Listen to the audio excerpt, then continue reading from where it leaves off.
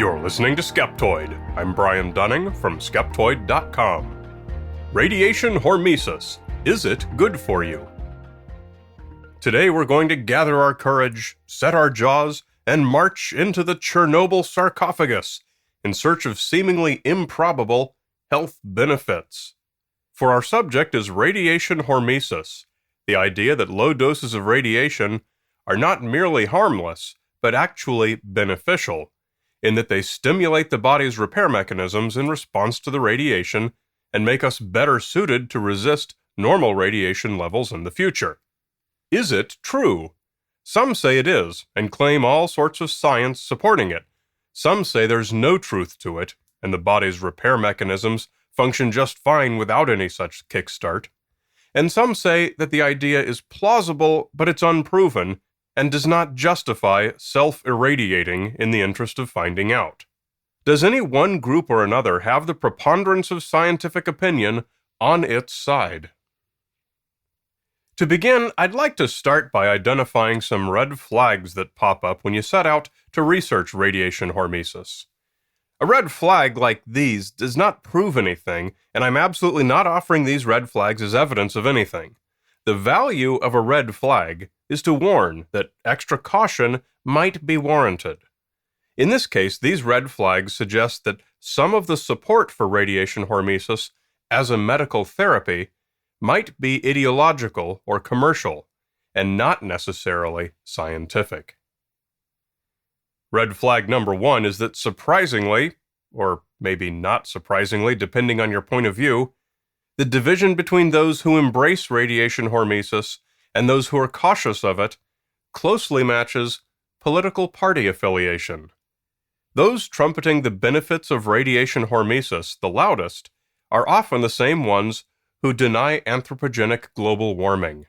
This may be the result of people getting their information from political sources rather than from science sources.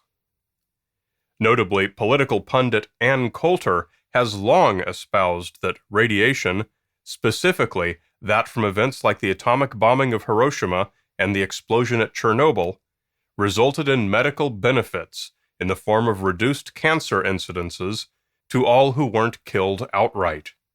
And that's provably false. Red flag number two is that sources promoting radiation hormesis are often dedicated to promoting it. Check websites like HiroshimaSyndrome.com, radiation-hormesis.com, and a raft of books on Amazon. They do so through cherry-picked and/or misrepresented science, combined with persuasive anecdotes and charges of conspiracy and suppression. Conversely, sources devoting to presented valid science conclusions typically present research that isn't cherry-picked, and aren't known for making charges of conspiracy and suppression. In fact, if we go back to Skeptoid number 37, How to Spot Pseudoscience, we find that radiation hormesis ticks virtually every one of our 15 warning signs. So I'd say we have pretty good cause to dive into the research and see what the testing actually shows. Is a little bit of radiation actually good for us? First, let's lay down some background information.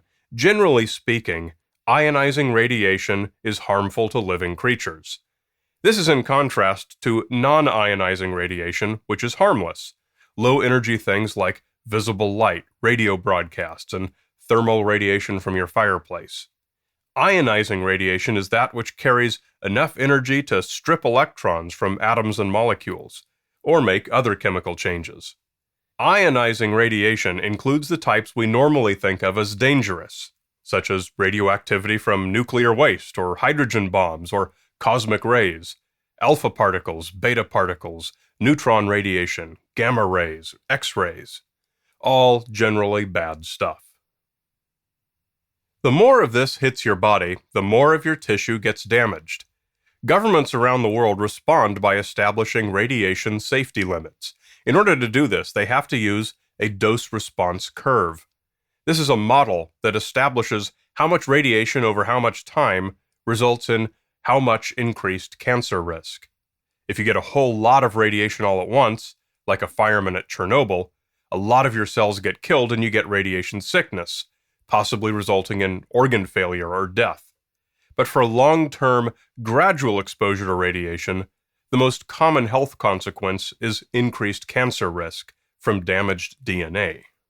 Generally, most healthy people can withstand a certain amount of constant radiation. Your body can repair damage at a certain rate, but get too much at once, and your body gets overwhelmed. The model used by most governments for regulatory purposes is called LNT, or Linear No Threshold. It's the simplest possible model. Linear means the risk increases equally with dose, starting at 0, and no threshold means no threshold dosage has been established below which exposure is considered to be without consequence. There are other possible models.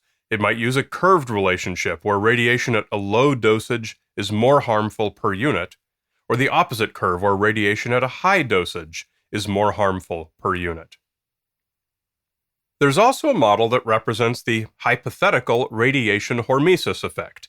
This curve is U-shaped. It starts at 0, along with 0 exposure, but then it dips down below the 0 risk line, indicating radiation at that dose actually reduces the risk of cancer, less risk than you'd have with no radiation at all.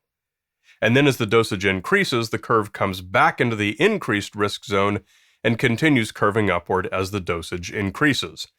This model does not merely presume that low doses of radiation are harmless, but that they are actually beneficial.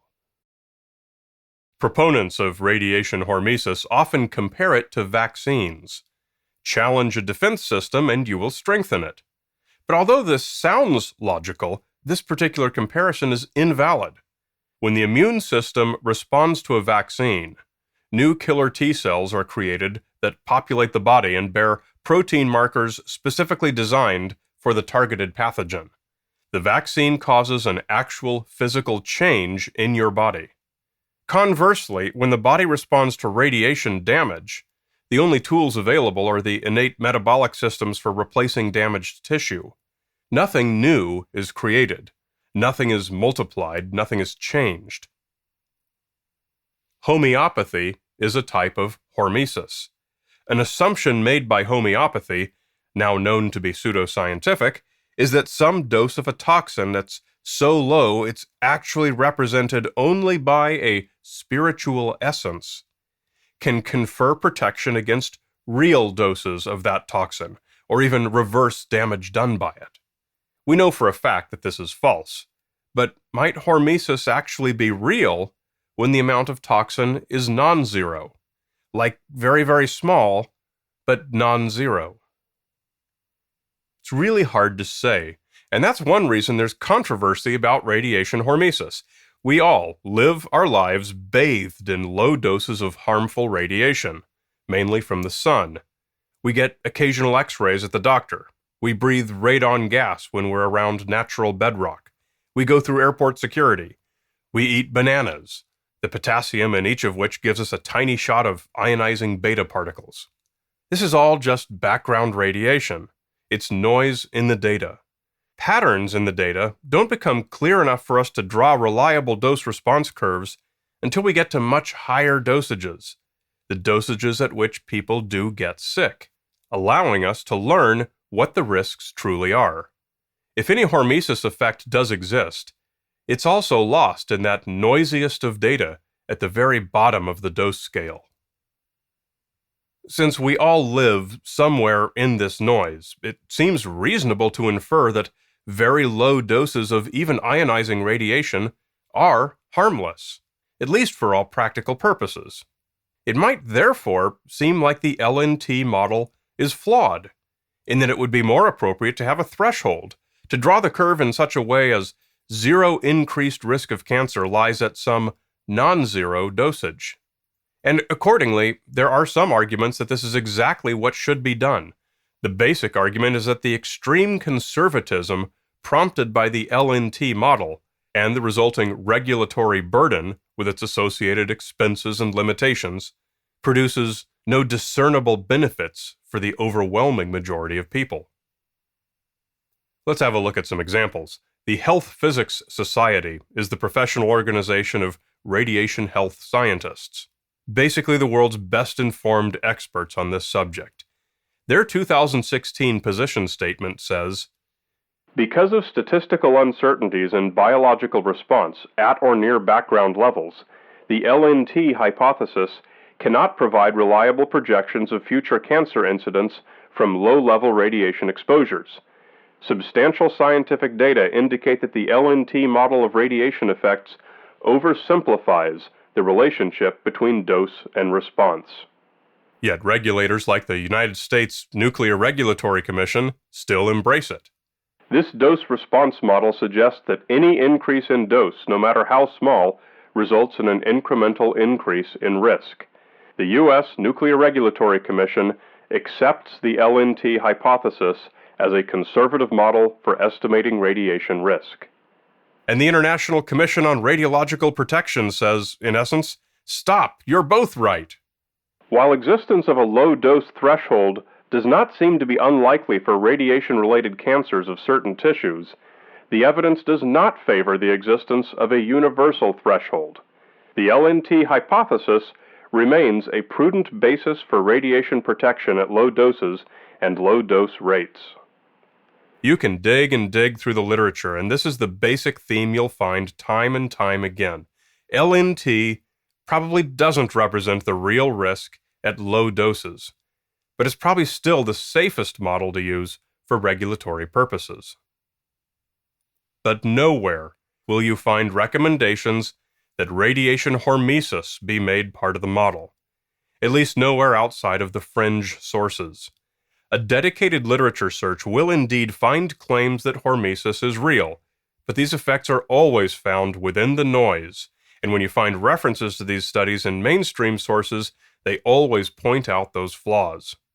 To sum up radiation hormesis in one sentence, we can say that it is one claim of a pattern that some say can be found in the data, but that most dismiss because the data is simply far too noisy at that low level to support the drawing of any conclusions at all. Most radiation researchers will probably agree that radiation hormesis is potentially plausible, but unproven and probably unprovable. Even if it exists, the data that can be interpreted to support it would show that the hypothetical protective effect is also too small to be detectable. So don't go running to your local nuclear waste dump for a restorative bath in a barrel of anything glowing green.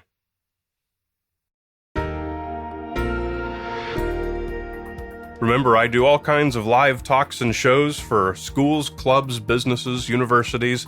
I do it all the time, and it's a lot of fun. Come to Skeptoid.com and click on Live Shows for the information.